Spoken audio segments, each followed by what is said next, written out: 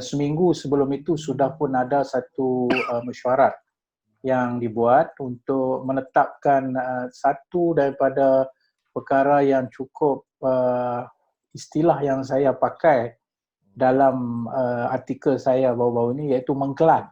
Nah, saya rasa Amiruddin, YB Amiruddin dia tahulah makna mengkelan, dan orang utara yang mendengar kita punya live ini tahulah makna mengkelan ni. Makna ada tersekat dekat rengkung ni yang tak boleh turun lagi, dia tak boleh nak masuk ke bawah, ya.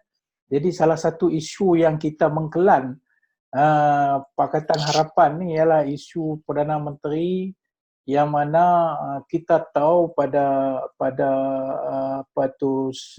setelah kita diberi mandat, semua telah persetujui satu perjanjian bahawa Tun M adalah Perdana Menteri, dan yang akan menggalas ganti kepimpinan seterusnya ialah Datuk Seri Anwar Ibrahim. Benda itu memang cukup terang dan jelas. Itulah yang cuba diselesaikan pada mesyuarat 21 Februari, iaitu dalam mesyuarat Council, Presidential Council, Majlis Presiden, untuk memberikan kata putus dari sudut dia punya timeline dia dan telah diputuskan. Dan kemudian berlakulah apa yang berlaku dari segi langkah Sheraton dan sebagainya.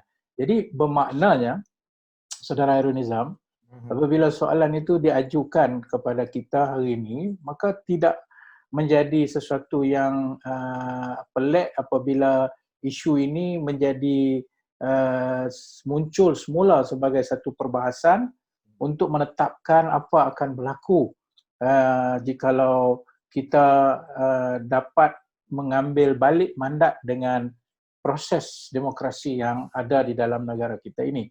Itulah dia timbul mesyuarat yang dibuat, kemudian ditangguh hari Selasa, dan kita tahu keputusan yang telah dibuat adalah perbincangan terus diadakan. Dan saya dalam hal ini, Saudara Hairul Nizam dan rakan-rakan, perlu bersikap jujur, bahawa kita tengok apa sahaja keputusan yang dibuat. Saya mengajak para penonton sekalian, khususnya yang mahu melihat mandat ini kembali kepada Pakatan Harapan setelah ia ditebuk dan diambil tanpa mandat, kita kena tengok the bigger picture.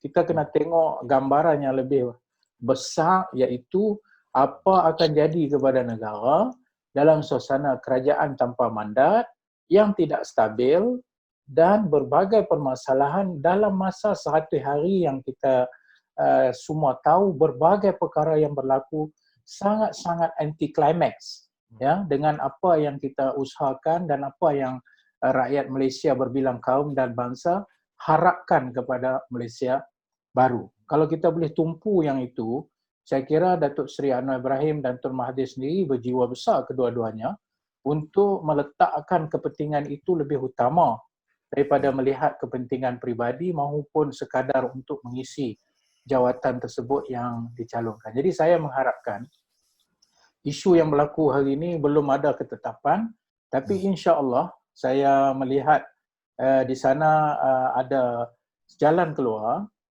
dan benda itu sekarang ni terletak kepada kedua-dua tokoh besar ini untuk mereka bermuhasabah bagaimana mereka dapat dengan satu penyelesaian yang mengkelan ini, yang dekat tekak, dekat rengkung, tak masuk lagi ni, benda duk mengkelan dan Amiruddin dia gelak lah.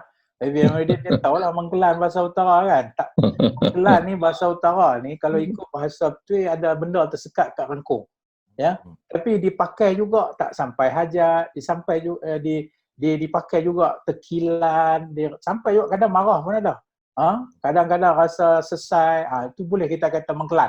Jadi kalau saya kata lah ni dekat rengkung ni ada satu tulang ni yang kalau dia selesai tu mengkelan, hilang mengkelan. Maknanya kita dapat satu orang kata keputusan yang mungkin lebih baik. Itulah Bob, saya punya Saudara Nizam. Pandangan awal saya terhadap isu Perdana Menteri inilah.